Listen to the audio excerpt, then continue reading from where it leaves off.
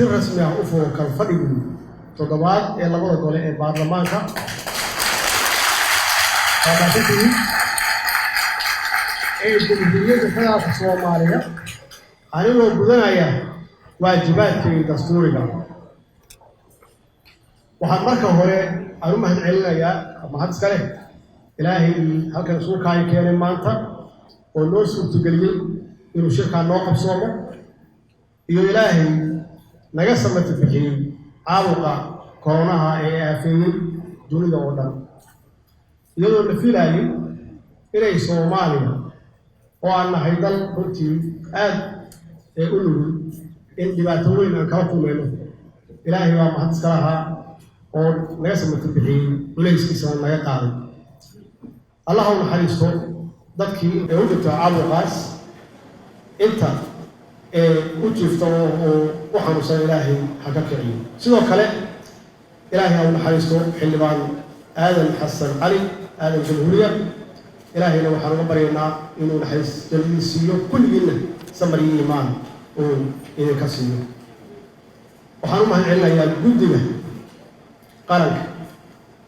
إيكو تجا عنو كان كوفيد 19 وهو قامنا يوم زارها إيوه هو الذي يبقى العافمات أو حقيقة قبل شقد حل كلام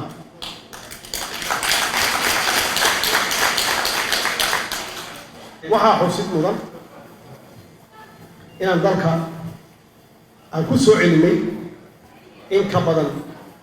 كن يوم بقول أو مواطنين الصوماليين كحيرنا دبده عيو كان درتيس وإلهي يقولي waxaan u mahadcelinayaa dowladda Turkiga oo xaqiiqatan maanta ka hor ma dhismahan loogu deeqday aad iyo aad yaan ugu mahadcelinayaa waxaan sidoo kale aan u mahadcelinayaa guddoonka iyo xubnaha baarlamaanka ee labada gole wada shaqaynta wanaagsan ee muujinaya muddadii 3 sano iyo dhowr bilood ahaa ee idinkala dhaxaysay hay-adaha dastuuriga ah iyo guud ahaan shacabka Soomaaliyeed waxaan qirayaa sida uu sheegeen labada gudoomiye la idinku amaanaya inaad tihiin baarlamaankii ugu shaqada badnaa oo runtii ansixiyay aad iyo aad fara badan aad ku sifowdeen wax soo saar inaad ahaydeen baarlamaankii ugu wax soo saarka badnaa weliba idinkoo ahaa laba gole inta badan Soomaali khilaafaad kama dhamaado marka aad iyo aad yaan runtii idinka mahadcelinaya si kastaba ha ahaato weli waxaa inoo dhiman inaan dhammaystirno sharciyo aad u badan oo aasaas u ah sidii aan ku hanan lahayn kuna gaari lahayn higsigeenna qaranimo mudanayaal iyo marwooyin waxaa xaqiiqo ah in ay dowladdan tahay oo markii ugu horeysayna oo la doortayna aan bilaawno inaan raahno idinkuna aad xildhibaano u tihiin inaad tihiin dowladdii shacabka waa xaqiiqataas waxaa daliil u ah in maanta 50 sano kadib aad ansixiseen aniguna aan saxiixay sharciga doorashooyin oo awoodda dib ugu celinaya shacabka Soomaaliyeed si ay u doortaan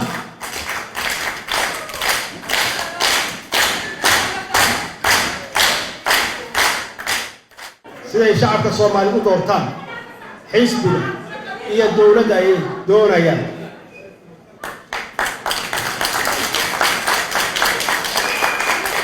waxaa maanta aan u fadhinaa inaan shacabkeenna aan ugu bishaaraan u sheegno inay dhammaatay xilligii dhiilada colaad ee dhammaatay iyo dhiigga kuraasta lagu raadiyo oo jiri jiray way dhammaatay waxaan u gudubnay xilli muwaadin kasta oo Soomaaliyeed oo si xor ah ugu dhiiban doono codkiisa uuna dooran doono madaxda uu doonayo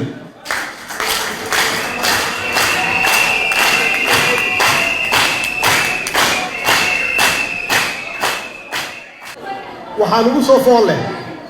doorashooyinkii guud ee dalka sidaad la socotaan bishii lixaad ee sanadkii 2018 waxaa shirkii dowladda federaalka iyo dowlad goboleedyada ee xubnaha ka ah dowladda federaalka aan ku shirnay magaalada Baydhabo aan go'aaminay aanan gaarnay heshiis siyaasadeed in dalku doorasho hal qof iyo hal cod uu galayo aan gaarsiinayno isla sanadkii 2018 bishii Oktoobar waxaan shir gudoomiyay shir ay lahaayeen golaha wasiiradu waxaana faray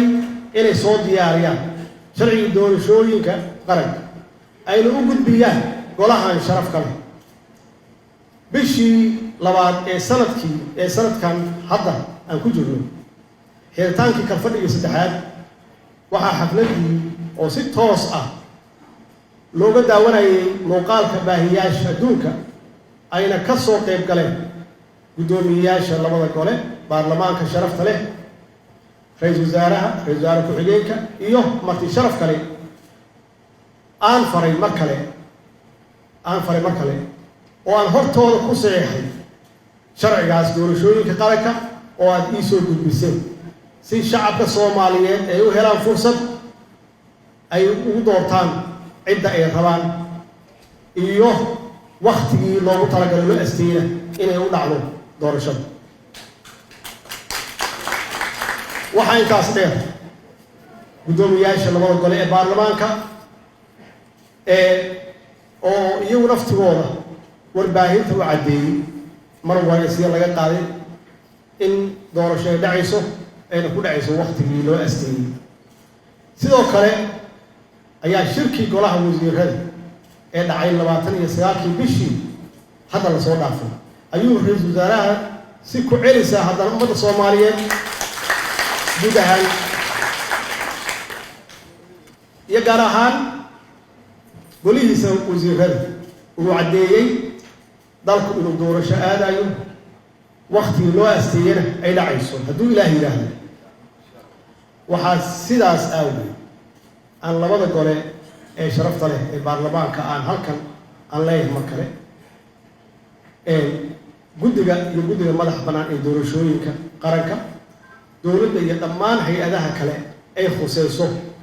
aan ku dhiirigelinayo ku adkeenaya inay gutaan waajibaadka ka saaran sidii ay doorashada u dhici lahayd ayna ugu dhici lahayd sidii aad u ansixiseen iyo waqtigeeda oo nabad ah hadduu Ilaahay yiraahdo waxaan sidoo kale aan ka filayaa saaxiibada Soomaaliya iyo wadamada deeq bixiyaasha inay laga taageeraan sidii aan u gaari lahayn yoolkaas muhiimka ah oo taariikhiga ah hadduu Ilaahay yiraahdo mudanayaal iyo marwooyin waxaa la socotaa sooyaalka doorashooyinka dalka Soomaaliya ee ka dhici jiray qaabka doorasho kasta oo aan soo marnay tan iyo qaran jabkii waxay ahayd mid wacyiga maalintaas taagan ay ka turjumayso sidoo kale qaabka doorasho kasta way ka duwanay tii ka horreysay marka loo eego ka qaybgalka bulshadeena Soomaaliya markasta talaabo ayaana hore u qaadinay doorashadani marka inay ka duwanaato kuwii hore waa muuqataa oo way cadda inay muddadaasi in ay ummadda Soomaaliyeed ay dib u hantaan way doorashadan xuquuqdooda muwaadinimo ayna muddo 50 sano ah kadib markii ugu horreysay ay doortaan xildhibaanadooda ku matalaya labada gole sida uu qorayo dastuurka iyo sharciga doorashooyinka qaranka waxaan shacabka Soomaaliyeed aan kula dardaarmayaa inay taageeraan oo ay u soo baxaan doorashadan oo si xor ah ay ugu codeeyaan xisbiga iyo dowladda ay doonayaan si ay uga gudbaan saddex cadow oo ay Soomaaliya leedahay ama saddex cudur oo ay Soomaaliya leedahay oo ugu horeyso qabyaaladda fakhriga iyo argagixisnimada waa ognahay qabyaaladdu waa aragti gaaban weeye waa caqli hoose oo gurracan waa tartan iyo tabasho u dhaxeeya jifooyinka oo wada dhashay jifooyinka wada dhashay ma aha wax ka turjumi kara danaha qaranka ama ka tari ama la tartami kara qaran kale qabiilku ma aha wax qaran dhisa waa ognahay qabiilku waa wax qaran dumiya oo waa u soo taageen waana soo arag haddii qof aad qabiil ku doorato ama qabiil aad ku diido sidee aan ku gaaraynaa dowlad hufan oo caalamka dowladahooda la tartama dhanka kale waxaan xisbiyada doonaya inay ka qayb qaataan doorashadan aan kula dardaarmayo inay uga qayb qaataan si sharciga waafaqsan ayna iska ilaaliyaan wixii dhaawici kara nabadgelyada shacabka iyo xasiloonida guud ee dalka mudanayaal iyo marweyn waxa uu dalku marayaa marxalad xasaasi ah oo loo baahan yahay in aan gacmaha isqabsanno hala kala aragtid wanaagsan laakiin in la is-ixtiraamo si aan uga rumayno higsigeena ahaa ama ahayd in la helo Soomaaliya oo nabad ah Soomaaliya oo mid ah iyo Soomaaliya oo xor u ah danaheeda qarannimo taas inuu ahaato astaan qaran weyn mudanayaal iyo marweyn marka aan leenahay Soomaaliya oo nabad ah macnaheedu waxay tahay Soomaaliya oo barwaaqo ah Soomaaliya oo aan u tagnay kheyraadkeedu haddii ay tahay waxa la yiraahdo blue economy kheyraadka badda ku jira kalluun iyo shidaal iyo waxyada hadday tahay kheyraadka haddii nabad la helo oo ay daba socotaa nabad inaan u tagno kheyraadkeena bariga oo hadday tahay macdano kale hadday tahay beero iyo hadday tahay xoolo Soomaaliya waa dal qani ah laakiin shuruudu waxay tahay in la helo nabad iyo dowlad ku hagta nabadaas yaa qasab ah Soomaaliya oo mid ah oo aan la faragelin oo aan loo imaanin oo shisheeye uu soo dhexgelin Soomaaliya oo mid ah weyn iyo Soomaaliya xor ah oo danaheeda iyadu ay gaari karto Soomaaliya xor ma noqon karto haddii aysan nabad haysan Soomaaliya xor ma noqon karto haddii aysan midoobin oo aysan mid ahayn macnaheedu waxa weeye mar walba waxaan ku jiraynaa gunnimo annaga maaha waxaan ku jiraynaa waxaan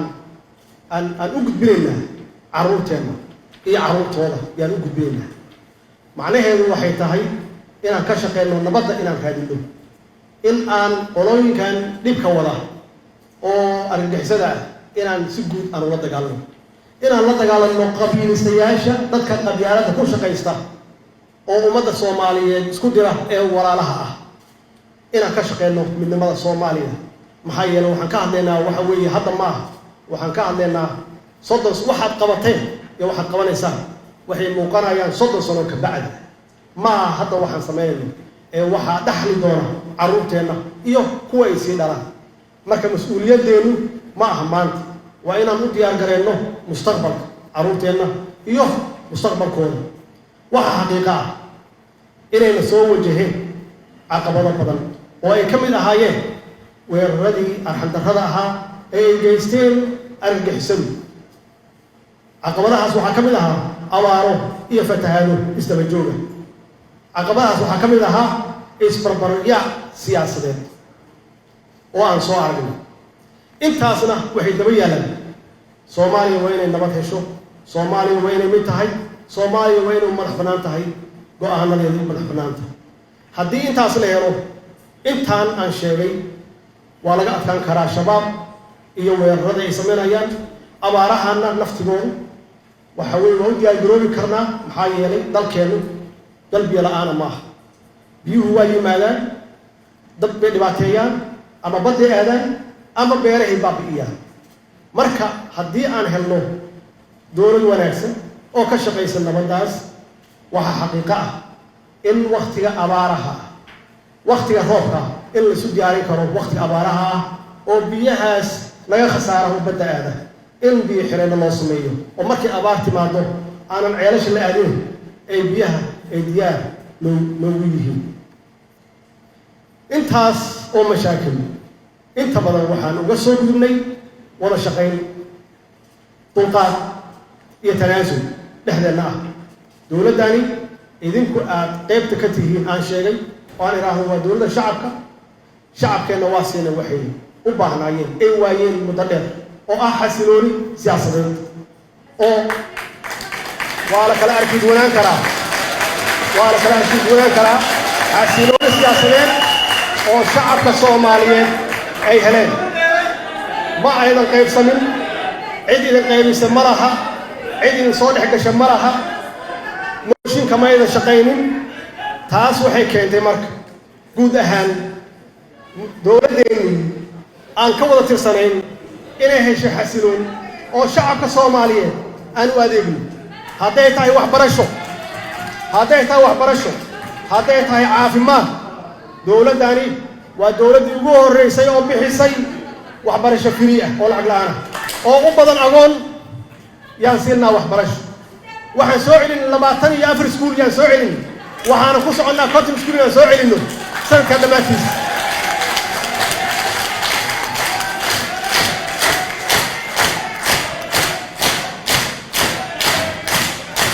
waxaan ku gaarnay xasilooni siyaasadeed shaqaale dowladeed hal bil mushahar la'aan ma noqon askari ciidan hal bil mushahar la'aan ma noqon idinkaa ugu wacan idinkaa ka mas-uula oo ka shaqeeya xasiloonidaas haddaynan idinka ahaan lahayn xasilooni dalka kama jirin carruurta Soomaaliyeed waxaan siinay waxbarasho laakiin fari kama qodna weli waxaa inoo haray safar dheer yaa noo haray dowladii 3 sano iyo 10 sano meesha rabta kuma gaarto safar dheer baa noo haray laakiin safarka idinkaa bilaabay safar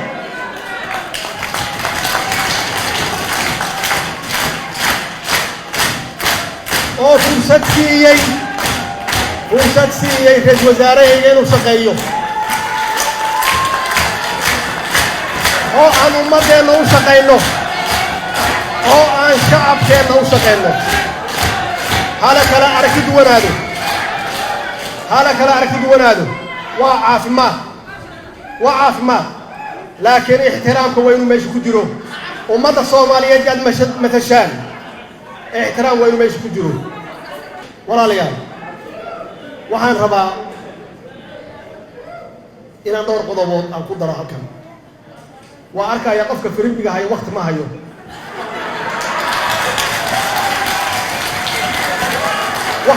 waqtiga qadada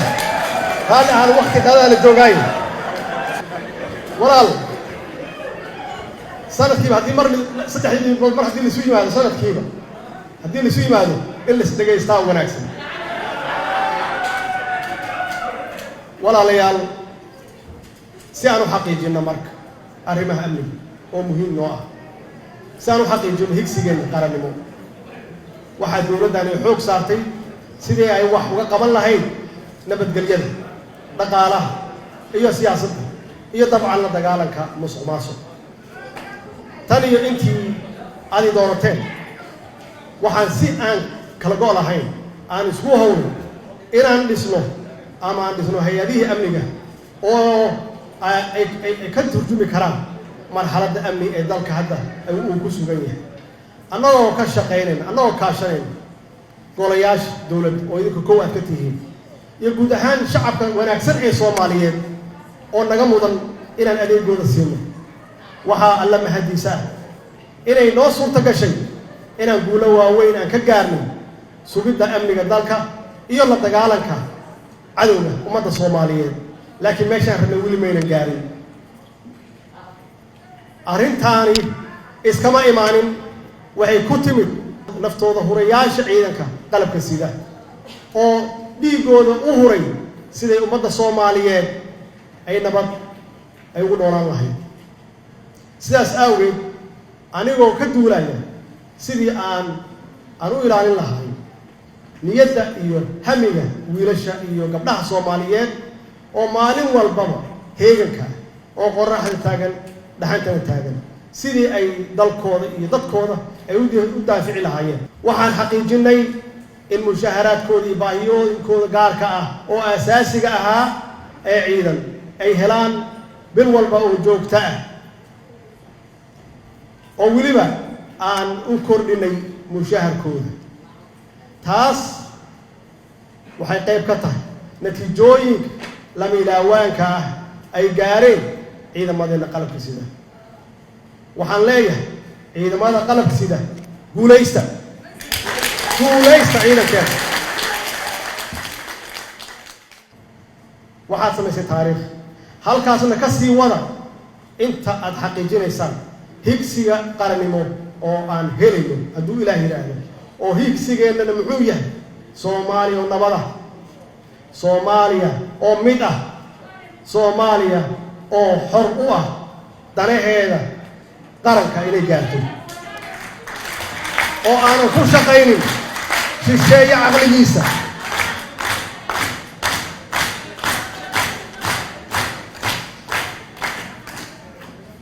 waxaan shaki ku jirin in dib u dhiska ciidanka uu ahaa shaqo aad iyo aad u dhib badan oo u xoog badan, runtiina ay ahayd in mar hore la bilaabo. laakiin waxaa alla mahadiisa ah inaan hadda ku guulaysanay inaan taagno tiirarkii aasaaska u ahaa ciidanka soomaaliyeed oo tayo leh. guulaha uu ciidankeena gaaray waxaad ka dareemi kartaa amniga magaalada muqdisho inkastoo aysan fara ka qodnayn weli. tusaale ahaan 3 bilood ee ugu horreysay ee sanadkii 2018 waxaa magaalada muqdisho ka dhacay 182 fal dambi, halka 3 bilood ee ugu horreeyay ee sanadkii 2019 waxaa ka dhacay 74 fal dambi. sanadkan aan ku jirno 3 bilood ee ugu horreeyay waxaa ka dhacay 24 fal dambi. fari kama qodna ilaa aan geenna meel hoose hadduu ilaah yidhaahdo. waxaan mar kale shacabka soomaaliyeed iyo hay-adaha kala duwan ee dowladda oo idinku kow aad ka tihiin aan ku boorinaya inaan si wada jira looga wada shaqeeyo sidii kor loogu sii qaadi lahaa kalsoonida iyo wada shaqaynta ka dhexaysa shacabka soomaaliyeed iyo ciidanka qalabka sida orgeysiinta. mudanayaal iyo marwooyin, waxaan waqti hore aan bilaabno inaan dhisno ciidan soomaaliyeed oo isku dhafan si aan u helno ciidan qaran oo ka howlgeli kara dhammaan dalka qaybihiisa oo dhan. waxaan sidoo kale wadnaa qorshayaal aan kala shaqaynayno AMISOM, African Union, European Union iyo qaybaha kala duwan ee beesha caalamka, kuwaasoo ujeedkoodu yahay sidii aan si dhammaystiran ugala wareegi lahayn mas-uuliyadda nabadgelyo ee dalkeenna muddo dhow hadduu ilaa yidhaahdo. waxaa la yidhahda transition plan yaa la yidhahdaa. waxaa arrintaani marka ay hirgasho noo suurtagelaysa kow in aan annagu qaadanno mas-uuliyaddeena nabadgelyo ee dalkeenna. 2 in aan la wareegno walaalaheenna AMISOM oo maalin iyo habeenna in difaaca dhiigooda noo hubo inaan kala wareegno hawsha. weliba inaan waddamada deeqaha bixiya inaan ka nasino culayska dhaqaale ay ku bixiyaan ciidamadaas oo aan isku filnaanno hadduu ilaah yidhaahdo. si ujeedooyinkaas difaaca ah loo gaaro waxaan mar kale shacabka soomaaliyeed aan ka codsanaya inay garab istaagaan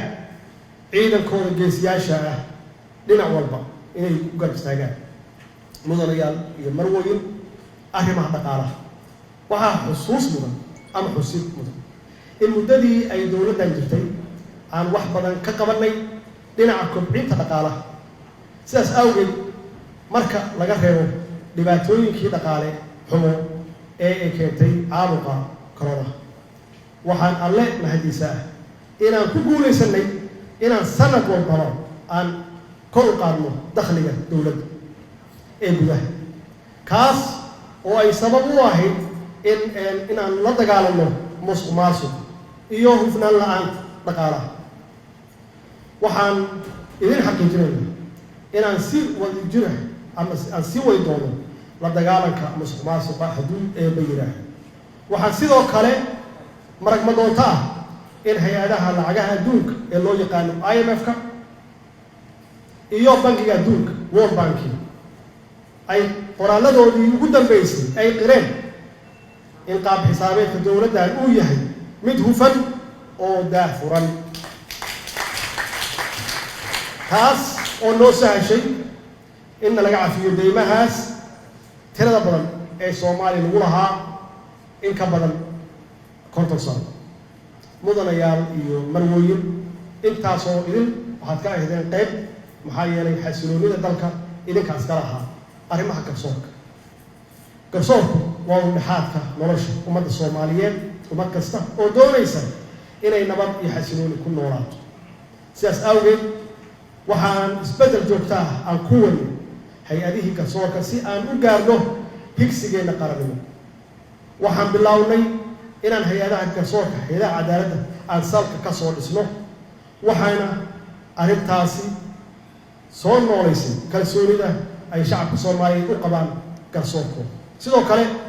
si aan sare ugu qaadno tayada garsoorayaasha maxkamadaha, waxaan hirgelinay imtixaano furan oo qof walba oo Soomaaliya uu ka qayb geli karo si aan u xulanno garsoorayaal u cabisan aqoonna u leh shaqada loo igmaray. mudanayaal iyo marwooyin howlahaas oo dhan waa bilow. mudanayaal iyo marwooyin waxaan ayanaha ahmiyad inoo leh dib u eegista iyo dhamaystirka dastuurka qaranka. waxaan idiin soo jeedinayaa in idinka oo la shaqeynaya hay-adaha kale ee dowliga ah in ay khusayso arrintan in kalfadhigan waqti badan la geliyo sidii loo dhamaystiri lahaa dastuurka qaranka, si markaas ay shacabka Soomaaliyeed ay u helaan fursad ay ugu codeeyaan, isla markaasna ay ku dhaqangeliyaan. arrimaha dibadda, dowladdu waxay muddadii ay shaqeynaysay ay hirgelisay siyaasad arrimo dibadeed oo ku dhisan is-ixtiraam, wada shaqayn iyo isfaham. waxaan qayb horyaala ka noqonay isku soo dhawaanshaha iyo wada shaqaynta gobolka Geeska Afrika si gobolku u helo xasilooni iyo horumar dhaqaale. waxaan sida la socotaan aan si dhow arrimaha Geeska Afrika aan uga wada shaqeynaa dhammaan madaxda wadamada Geeska Afrika, kuwaasoo aan isla garanay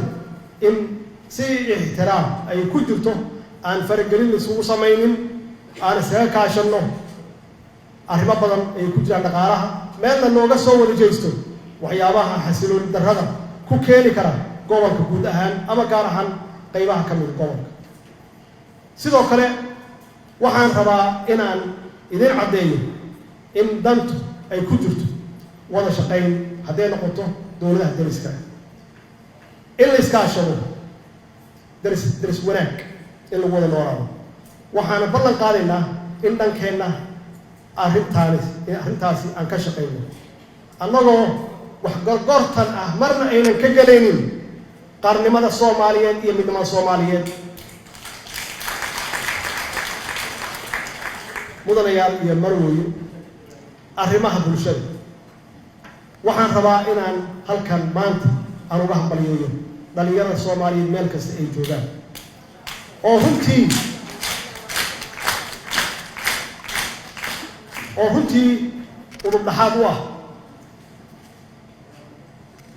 udubdhaxaad u ah nabadgelyada iyo horumarka iftiimaya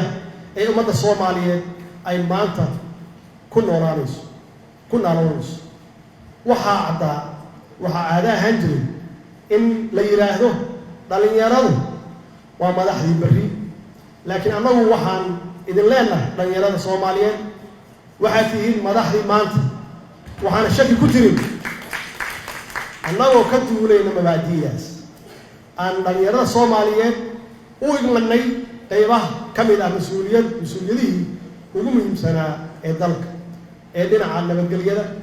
dhinaca dhaqaalaha, cadaaladda, siyaasadda iyo arrimaha bulshada. waxaan ballan qaadayaa inaan sii wadi doonno arrintaas hadduu Ilaahay yiraahdo si aan u xaqiijinno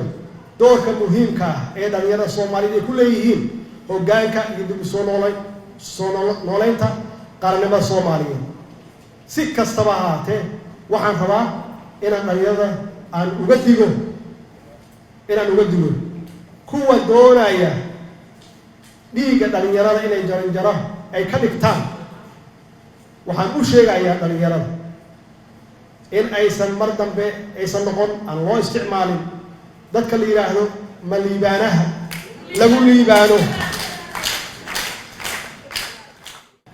30 sano oo khibrad iyo leeyihiin waa la soo shitay dagaal qabiil baa la soo geliyay haddana waxaa lagu wadaa dagaal argagixis dhalinyarada Soomaaliyeed intuu waqti ka lumi karo waa ka lumay maanta waxaa loo baahan yahay mustaqbalkooda ka shaqeeyaan dowladda kala shaqeyn lahaydna waa annaga mudanayaal iyo marwooyin shacabka Soomaaliyeed wuxuu soo maray marxalado badan oo aad u adag dagaal qabiil dagaal argagixisnimo abaaro iyo dadkii iyo dunyadii halakeeyay iyo wax la mid ah wax kasta oo na soo maray waxa alle mahadiisa inaan wali Soomaali ay taagan tahay inaan wali aan jirno insha Allah Soomaaliya waa jiri doontaa haddii Ilaahay yiraahdo waxaan marka shacabka Soomaaliyeed meel kasta ay joogaan khaasatan dhalinyarada aan ka codsanayaa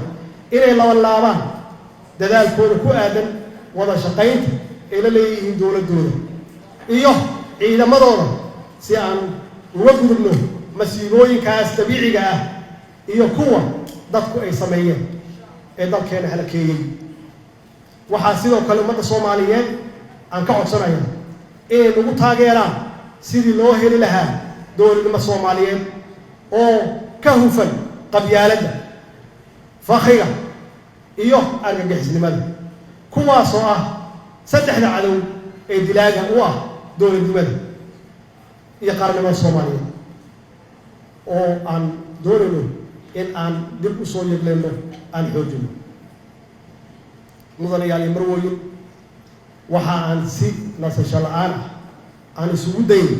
inaan kor u qaadno xiriirka ka dhaxeeya dowladda federaalka iyo dowlad goboleedyada xubnaha ka xiriirkaasi oo ku dhisan wada tashi iyo isfaham iyo in la xurmeeyo dastuurka ku-meel gaarka ah ee qaranka dadaaladaasi waxay qayb ka ahaayeen sidii loo gaari lahaa higsiga guud ee dalkeenna iyo dalka Soomaaliya waxaa alla mahadiisa in aan guulo ka gaarnay dib u heshiisiinta iyo dib u dhiska dowlad goboleedyada shacabkooda matala danaha shacabkooda ka shaqeeya waxaan gaarsiinay dowlad goboleedyada gargaar caafimaad COVID-19 oo ah ka hortagga iyo la dagaalanka caabuqaas inta tabarteenu ay tahay waxaan gaarsiinay dhaqaale gargaar kuwa musiibooyinka fatahaadaha iyo daadadku ay waxyeelayeen mudanayaal iyo marwooyin dadka Soomaaliyeed waa dad waara ah oo aan kala maarmin waana soo dhaweynaya hadalkii walaalkay madaxweynaha Soomaaliland mudane Muuse Biixi uu ka aqbalay inaan dib u bilaawno wada hadaladeena wax kasta oo jirana aan ku dhamayno walaaltinimo wada hadal iyo is-afgar gabagabadii gobolka Banaadir maanta waxaan labada aqal ee baarlamaanka federaalka Soomaaliyeed aan u jeedinayaa codsi madaxweyne oo aan rajeynayo inaad iga aqbashaan aad igu taageertaan iguna sharaftaan si aan u muujino tixgelinta iyo qadarinta aan u hayno caasimadda Muqdisho oo aanu wada jecelna oo aanu si gaara meel gaara iga taalla oo aan ku dhasho oo aan luqluq u aqaano oo aan ku koray fadlan igu raaca in aqalka sare ay caasimadda Muqdisho ay ku yeelato matalaada ay mudan tahay ayna muraayad uga wada noqoto dhammaan shacabka Soomaaliyeed mar kale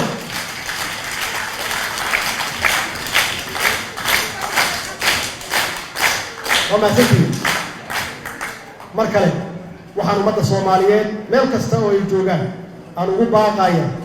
inay ka qayb qaataan dib u dhiska dib u heshiisiinta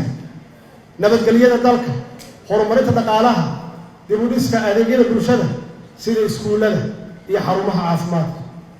dib u dhiska kaabayaasha dhaqaalaha sida dhismayaasha dowladda ama waddooyinka, dekedaha, iyo tan hadda aad wadaan oo muhiimka ah sidii aan u hirgelin lahayn doorashooyinka soo socda. waxaana idinku dardargelinaya ama idinku dardaarmaya inaan ka difaacno dalkeenna, inaan diinteenna aan difaacno, ka difaacno argagixisada, inaan ka difaacno qabyaalistayaasha ama qabyaaladda, inaan ka difaacno, in aan la dagaalno fakriga. waa saddexda cudur ee dilaaga u ah dowladnimada Soomaaliyeed iyo qaranka Soomaaliyeed. waxaan si rasmi ah aan ugu dhawaaqayaa inuu idin furmay ama idin furan yahay kalfadhiga toddobaad. wasalaamu calaykum waraxmatullaahi wabarakaatu.